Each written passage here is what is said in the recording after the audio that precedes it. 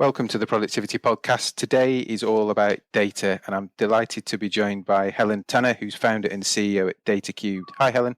Hi, Simon. How are you? Yeah, good, thank you. Yeah, delighted to be part of this podcast. Good. So we've been working together for a while now, actually, probably for 18 months on various bits, and we'll maybe cover that later in the podcast. But for maybe the listeners that don't know about you and the business, can you just give us some kind of career background from what you've done in your career history and how you got to founding DataCubed and the kind of work you do? Yeah, absolutely, Simon. So I started my career. I'm an oceanography graduate, so I started my career at the Met Office, working as a coder and programmer. Way before data was cool. This is kind of 20 plus years ago, and my first job was working on offshore meteorological buoys that are all around the continental shelf of the UK.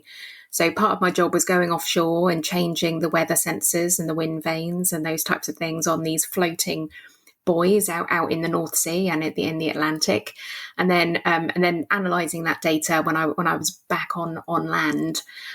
So I did that for a while. A crazy first job, out at sea for lots of points in time, and then I moved into the commercial part of the Met Office where I was selling and promoting weather services to big retailers, because there's a really strong correlation between the weather and sales and all of our purchases in the supermarket. So I started in that world, very much in data, as I say, predictive analytics before it was called such a thing, and working with all that kind of big weather data. Then moved to Bristol and went into financial services. So I've spent about 12 years in financial services, big global corporates, working in marketing, product salesy type roles, commercial roles. And I kept coming up with ideas of where you could use data to help a business to make and save more money, or to create better services for customers, or new products for customers. And I did that quite a few times across a number of different business lines. And I thought, why am I helping these big companies become even bigger and even more global? My dad is an SME businessman, and I thought, I wonder if I could bring all this kind of big business, cutting edge data and AI technology, and apply that to SMEs and smaller businesses. So that's when I set up DataCubed. So that was 4 years ago now. We are a data agency. We help businesses with everything to do with data, from getting it all into one place, to analysing it, to creating dashboards, to automating reporting, and applying artificial intelligence and machine learning and advanced data science too. So we're based in Bristol. So quite a journey then, and quite a varied journey, but all with a data theme that runs through it. Exactly that.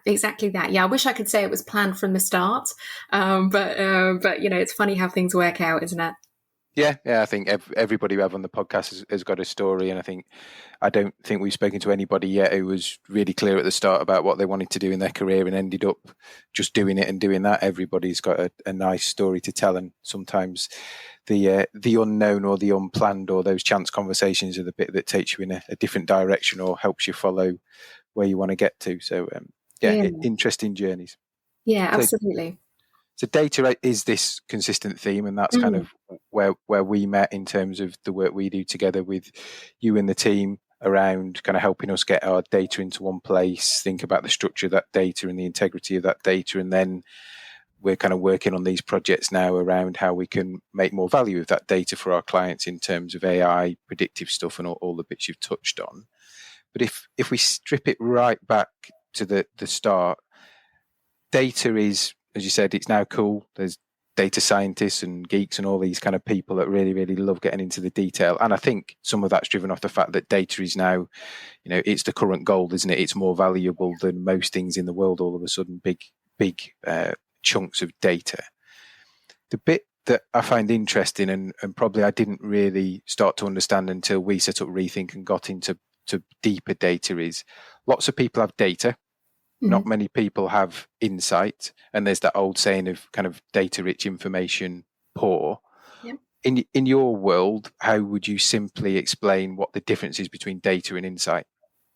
Yeah, it's a really good question and a really common one. So it's good to explore that. I mean, if you look at the kind of definition of data, it kind of talks about facts and statistics collected together for reference or analysis, right? So we can think of data as the facts. So that might be the number of something, or the total figure, or the average. It's the facts and statistics, the numbers. Whereas insight is defined again in a kind of tech dictionary as the capacity to gain an accurate or deep understanding of something. So we can think of insight as the so what. What does that data actually tell me? So data on its own isn't actually valuable to a business, you could argue. It's just facts and statistics, which are interesting. But where data becomes really, really powerful is when it's used to generate new insight. And that new insight can help you to further your understanding, to tell you something new that you didn't know before, to challenge previously held assumptions or kind of assumed facts within your organization, or to discover new patterns and trends. So what you really want is actionable insight. So building on that, insight that will actually inform your decision making, enable you to make smarter, quicker, data-driven decisions. So you no longer need to act on gut feel or base it on whoever shouts the loudest. So in a nutshell, you can think of data as the fuel and insight as the end goal, the valuable bit.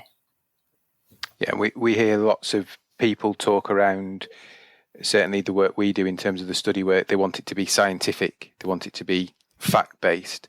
So that insight piece is really turning that, as you say, into some credible, forward-looking, maybe predictive, maybe actionable piece of insight, rather than, as you say, well, we took £1,000 in sale yesterday. Well, there's a so what in that, isn't there? Of you can't influence that now.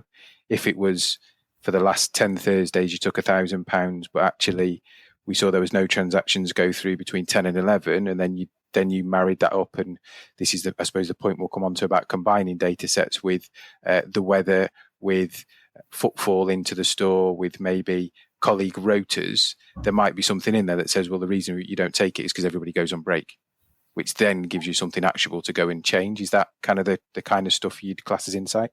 Exactly that, Simon, exactly that. And I think, we've all undoubtedly, seen things, dashboards that you look at and go, well, that's lovely and it's pretty graphs, but I've no idea what I'm meant to do with that. Right. That's data. Whereas if you look at something and go, right, now I can see those patterns and trends and the examples you've just described, I can actually do something about it now. I can pull and push my business levers to enable us to go faster in some way. So yeah, absolutely. And I think some of that comes back to historically, and with no disrespect to them, some of the big management consulting houses would present big packs of PowerPoint data, and there I go, I said the word, of data, with lots of scatter graphs and line charts, and it looked amazing, looked pretty. You read, 1 to page 150 and think, well, it looks nice, it looks pretty, but I come to the end and think, so what? So what is it telling me? There's lots of variation. Maybe there's lots of distribution of sales or shape of store, size of store. But so what? And I think that for me is where some of the more niche consultancies or people that are really forward thinking have turned that into, and this is what you should do with that. It's exactly that. And we always start, before we even touch the data, we're talking to the business the business people and going, what are your requirements? What are you trying to achieve? What are your business goals? And then underneath that, what business levers can you pull to help you achieve those business goals? Because there's only so many decisions we can all make in our jobs. There's only so many things we can start, stop, and change in our jobs. And once you focus it down to that, you can then serve people the insight derived from the data that's actually going to help them to make those decisions, rather than just chucking everything at them and hoping some of it sticks. Yeah, no, that makes sense. So one of the conversations we're having at the moment, between the two companies, so our company and your company, are kind of the benefits, and we touched on it previously, of combining different data sets. So we as you know, go out and we'll measure how long tasks take or percentage of times. But now that thought shifting to, so we can produce some really nice insight from that and some actionable stuff. But what are we missing? So if we had customer experience data, maybe sales data, maybe the weather's important, maybe number of delivered items or delivery days is important, maybe till transaction data is important. So what do you see in terms of those benefits of combining different data sets to create wider insight? Yeah, and it starts with the fact that when you look at one data set, you're only looking at one part of the puzzle. And, if you think about it, if you just look at your point of sales data, this tells you what's been sold, but not why. If you look at your staff rota data, it tells you who's on duty. If you look at your loyalty card data, if you had to have some kind of scheme like that, it will tell you what your customers are buying and what rewards they've got. As you say, weather data, and obviously with my background, always thinking about the weather, it will tell you whether it's raining or not, but it won't tell you whether the store is quieter or busier than normal because of that. And then you've got your studies that you do, Rethink studies, which tell you who is doing what and how long it takes and those types of things, and so on and so on. Businesses will have tons of data sets. And even more when businesses have multiple branches or multiple outlets or multiple sales channels as well. So if you just looked at one data set, you'd only see one part of the puzzle. And that can be really valuable. But the point is, it can be even more valuable if you look at multiple data sets. So you could be missing out on patterns and trends and actionable insight by looking across, if you're not looking across multiple data sets. So for instance, if you connected point of sale data with staff rota data, with your loyalty scheme data, with weather data, and with, let's say Rethink have done an activity study for an organization. And if you look at that across all of their branches and outlets, you'd then be able to know not just who is buying what, but also how it varies by the seniority of staff on duty or the amount of training the staff have had who are on duty, and the types of customer segments, and the fact that they probably vary at different times of the day, and looking at how those different segments buy different things. You'd then be able to know whether there is a weather impact or not, or on your business, and you'd be able to look at how all of this kind of affects your efficiency and productivity levels. And you can do that not just based on who is buying, what they're buying, but also you could look at service quality and customer complaints. And how does that vary by the seniority of staff on duty, the type of customer segments you're serving at different times of day, the weather, etc., and so on and so on. By combining all different data sets together, you're far more likely to discover brand new insights and trends than if you just looked at one, because you'd be able to look at how they all interact and how they all compare, because our businesses aren't one-dimensional, they're massively multi-dimensional, and therefore when we analyse our business, to look at one data set is one-dimensional, whereas looking at multiple data sets will enable you to analyse your business in a multi-dimensional way. So you're far more likely to learn something new if you combine your data sets together. And I assume then that, let's take retail as an example, that insight that you get from combining that data would drive potentially sales, profit, productivity savings, customer experience, improvement, so that there's different metrics that then you'll see the benefit come through, hopefully, because it's insight, not data. It's exactly that. So, ultimately, most businesses are focused on how can they serve their customers profitably and, improve that customer service in the most profitable way they can. So yeah, that's absolutely key. So if we've got people listening, and I'll cast my mind back to when we first started working together, because this is exactly the space we were in, that have got lots of historic data, maybe in different places, maybe in different formats, maybe that they're not even sure where it is. Where do you suggest they kind of start in terms of getting that with a future vision of all being in one place and harmonizing it? What's the typical journey that people go on? Yeah, and it is the hard part, and it's not easy, unfortunately. I wish that I could say there was a magic wand you could wave. And at first you might think, oh, how hard can it be, right? But if you think about it, there are a number of challenges that you will probably come across. So data sets will be in different locations and different formats. So if you think about a business, they'll probably have some things. There's some data stored in Excel spreadsheets. There's a lot of that still happening.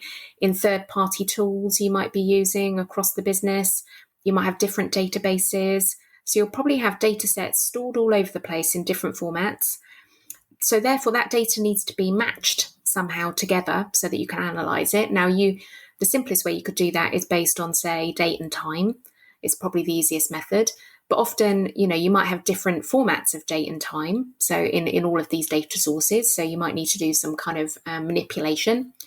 And then customer data, ideally, you want to make sure that when you're looking at Helen Tanner, that's the same H Tanner as they are in this database, or Miss Tanner in another one. So you want to be able to match them together somehow. So ideally you'd have some kind of unique identifier for your customers. That could be a customer reference number or an email address or a telephone number. And the last kind of challenge is that data sets can very quickly become very large, way beyond the capability of a spreadsheet. And particularly, if you're talking about retailers, you've got high volumes of business and transactions every second potentially. So it can be really tricky to work out, well, where do you start, right? But I want to give the listeners some practical tips of where you can start. So here are the things I'd be thinking about. So firstly, I mentioned it earlier, but the most important thing is to start with your business requirements. What are the questions you want to know the answers to? And what actions will you take once you know the answers to those questions? So being really purposeful about your data study and really focusing on that. Second kind of step would be to make a data map. So list the data sources that will have the data to answer your specific business questions. What data sources are they? What format are they in? What fields, data fields might you need in each data set to answer your specific business question? Thirdly, you need to think about how data will be matched and compared. For instance, are you going to look at it by date and time and get that all matched up? Fourthly, you need to identify what is your unique identifier, if you can, or if you're able to match customer data together. Do you have a customer reference number? Or do you need to create one? Or are you going to use something like email address or telephone number? Then fifth stage, and I appreciate you've got people on the call who are probably not that technical. You then need to design your technology solution, which may mean there might be some people on the podcast who can do that, or you may have to brief your technology team or a data agency to do that for you. And that means telling them all of the things I've gone through so far and explaining why you want to do that. And then you build it. And again, this might not be the listeners. It might be your technology team or agency. But there are often kind of 4 layers that you need to consider. One is your raw data at the bottom, all of your different data sets. 2 is then being able to extract data from those data sets using a process called ETL, which is extract, transfer, load. Then you need to put that extracted data into some kind of database or data warehouse. And then you can, over the top of that, you can use a business intelligence tool or a data visualization tool to visualize the data in graphs and enable business users to slice and dice the data without having to do any kind of coding or get into the technology. So that would be the process that I'd be recommending. And how long this can take will vary massively depending on the number and complexity of each data source. But as a guide, these types of things can take, say, 4 to 12 weeks, sometimes much longer if you're doing something much more complex though. But hopefully that gives you a guide of where to get started. No, that's really useful, and some of that kind of rings true in terms of the way we work together in our initial getting all the data consistent, formatted into the data warehouse, and then able to visualize a lot more effectively. So no, that's really good and hopefully helpful for people listening. Kind of final question before we close then. So what are the most common problems that you see your clients face? What are kind of the top three things if a new client comes to you that are typically the challenges or problems they have? Well, every single business I talk to, and I've talked to tons of businesses in the last 4 years running Data Cubed, but every single one has disconnected data. And the root cause is that every single business uses multiple tools, platforms, and technology to run their business, even the small businesses. So beyond the data sets we've talked about today, think every business will have some kind of website, and they'll be analyzing that data with something like Google Analytics. They'll have some kind of email tool or CRM. They'll have some kind of financial tool, whether it's QuickBooks, Xero, Sage, or similar. They'll have social media and so on and so on. They'll have tons and tons of tools that they're using. So the most common problem is that businesses have disconnected data, which means they don't have a single source of truth, which means they don't have a single view of customer. And that therefore makes it really difficult for them to make both strategic level decisions on, where should we focus, how should we take our business forward, and very tactical ones on how can we better serve our customers or better deliver for them. So what we do is help businesses to break down those kind of data silos and transform their disconnected data into a single source of truth, and therefore enable them to make smarter, quicker decisions using insight, going back to your first question, from that single source of truth. And one thing we've not touched on actually, which that made me think about, was, is there a concern across customers about security information or data leaks? We all see in the press, some of these big companies, laptop gets left on a tube train, or so-and-so gets hacked and customer information's taken. Is that at the top of or one of the top things in their priority lists of solving or being comfortable about? Yeah, absolutely. And I think, sometimes we get to a point where we're working with businesses where there's almost like some of my clients have called it like a data confessional, where they kind of go, look, we've done what we think is right on GDPR and cybersecurity and governance and all of those good things. We think we've done the right things, but we're not 100%. And we're feeling a little bit queasy about it. And having some help to kind of double check those things and make sure that you're not at risk of being hacked or losing data or it not being backed up and all those things. We often find that is a bit of a source of sleepless nights for lots of people, and rightly so. It would be a massive risk, wouldn't it, or a massive impact for a business. So yeah, that comes up a lot. Concern about, are we compliant? Are we secure? Are we backed up? Yeah, potentially quite brand damaging, isn't it? If as a customer you've managed to leak, or somebody's managed to get my personal information, it makes you then start to just think a bit more about your loyalty or advocacy to that brand. If they can't look after your information, actually what other things aren't they looking after, especially in a climate where environment, sustainability, all that kind of stuff's becoming more and more important. It just makes you think about the wider things that they promise or don't promise. Yeah, absolutely. I think the other common challenge, kind of almost as a subset of what I was talking about, is we often find businesses that their first thing they want to do is combine their customer data with their financial data. So, and the reason being that if you just look at your customer data, you know who your customers are. And if you just look at your finance data, your sales, cost and profit. But by combining them together, you can understand things like, who are your most profitable customers? What's the lifetime value of a customer? How much does it cost to acquire a customer? And does that cost to acquire a customer actually, does it make sense based on your average lifetime value of a customer and those types of things? So that's often a first phase of a project that we do for clients, is this combining customer data with finance data.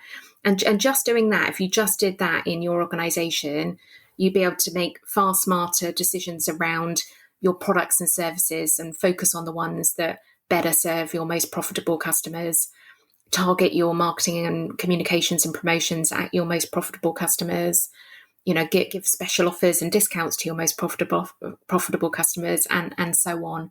And through that process, that process alone, we've seen businesses who have been able to increase their profit by more than 10% and or have seen return on investments of more than 5 times the investment into data. So that's probably something I'd say. If you just did one project, that's often a really common one to start with. Amazing. So yeah, really good tips there. And if people want to get in touch with you, Helen, where's the best place for them to do that? So on LinkedIn, so if you search under Helen Tanner DataCubed, I'm sure there'll be links on social media. Find me there, or our website is data-cubed.co.uk. And we can't let you leave without talking about the book. So you've written a book, which is The Data Escalator. Is that right? Yeah, that's right. So I finally got around to it in lockdown last year. So the Data Escalator is designed for business leaders, not technology leaders. And it's all about kind of helping businesses to make more money for their business using data they've already got. So I've broken it down into eight steps that take you from, the start of working out what you're going to do all the way through to delivery. So yeah, thank you for mentioning it, Simon. I have a copy as well, and I've read it, so we'll put the link for Amazon. That would be great. Thanks, Simon. No problem. And a final question then. I did say it was final question a while ago, but this is the final question. What's the best bit of business advice you've been given? Oh, that's a really good question. Probably I'd say keep the faith. I think running a business, particularly a business I set up from scratch, it can be a roller coaster. And so many ups and downs, and obviously things like COVID coming from left field as well. Is keep the faith, keep focused on your vision to help customers, and why you set up the business. So for me, that's helping small businesses to make and save more money using data. So yeah, keep the faith. That's probably the best advice I've had. No, I like that one. We've had plenty of good ones. That's another good one to add to the list. Great. So listen, it's been a pleasure to catch you up. I really appreciate your time coming on. Look after yourself, and we'll speak soon. Great. Thank you, Simon.